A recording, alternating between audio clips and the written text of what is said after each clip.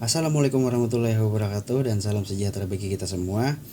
Di video kali ini saya akan membahas tentang yang namanya manusia hidup dalam perubahan dan berkelanjutan. Maksudnya itu meneruskan apa yang sudah diciptakan oleh orang terdahulu atau pendahulu dari kita.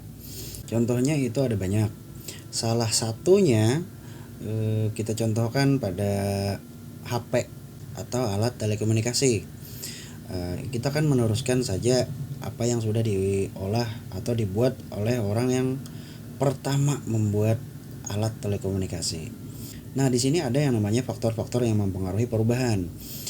Faktor yang mempengaruhi perubahan itu ada dua, faktor internal dan faktor eksternal. Kalau faktor internal itu bisa dikatakan faktor yang didasari oleh manusia itu sendiri. Dan faktor internal itu bisa dibagi menjadi 4 bagian. Satu, itu adalah perubahan penduduk. Di mana-mana atau di daerah manapun itu pasti ada yang namanya perubahan penduduk. Entah itu penduduk yang datang dari suatu daerah atau keluar ke daerah yang lain. Entah itu kematian atau kelahiran. Itulah yang mempengaruhi perubahan penduduk. Perubahan penduduk itu bisa diartikan jumlahnya yang berubah. Nah, yang kedua itu ada yang namanya penemuan baru.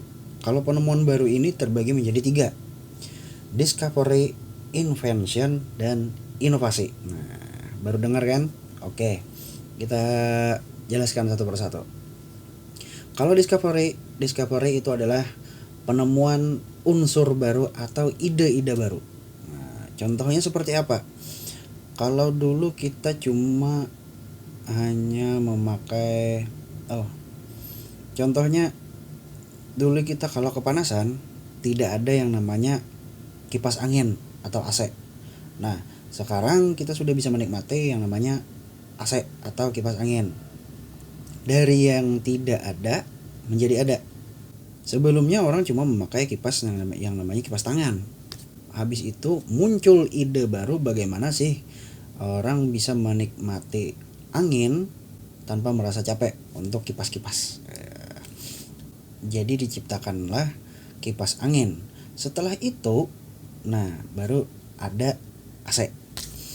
Oke, yang kedua itu adalah invention. Invention ini adalah pengembangan dari penemuan-penemuan baru tersebut. Nah, pengembangan ini kita contohkan dengan kipas angin tadi. Tadi sudah saya singgung, ada yang namanya kipas tangan, kipas angin pakai listrik, dan AC atau pendingin ruangan. Pada awalnya kalau kepanasan kita memakai kipas biasa yang menggunakan tangan. Yang kedua, habis itu ditemukanlah yang namanya kipas angin pakai listrik, dicolokin.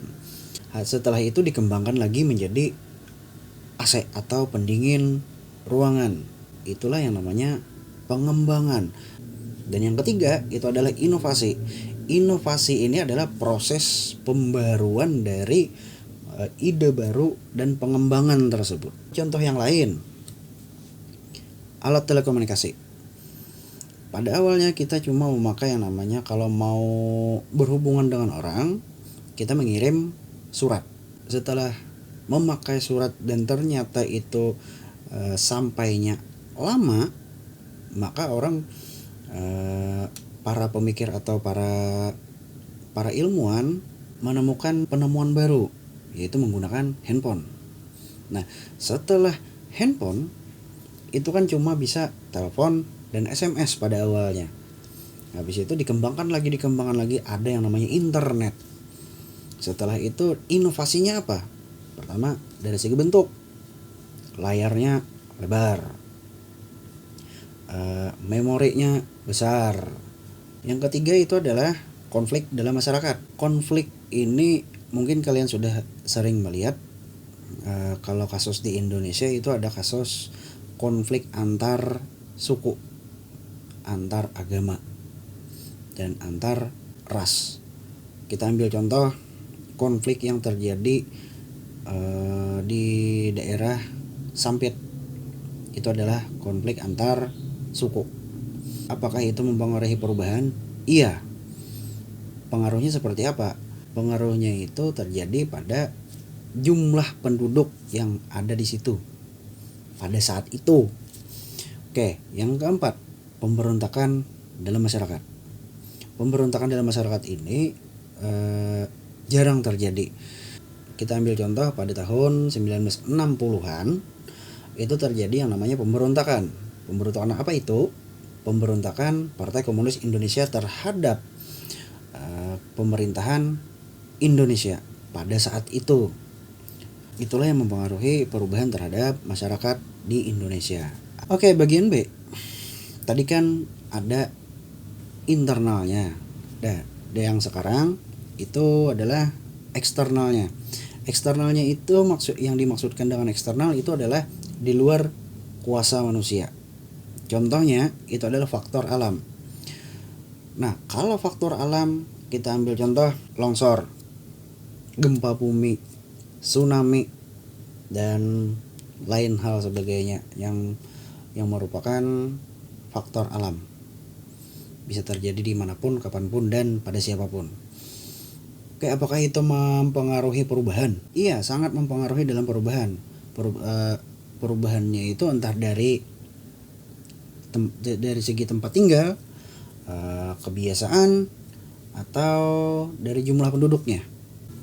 Dan yang terakhir, itu faktor peperangan. Ingat, peperangan dan konflik itu beda. Kalau konflik itu terjadi di satu negara, tapi kalau peperangan melibatkan banyak negara. Nah, sampai sini dulu penjelasan dari saya. Tugasnya berikan contoh nyata perubahan yang terjadi di lingkungan sekitar Anda dan berikan alasan mengapa terjadi perubahan tersebut. Mudah-mudahan video ini bermanfaat bagi kalian semua, dan jangan lupa subscribe, like, dan komen.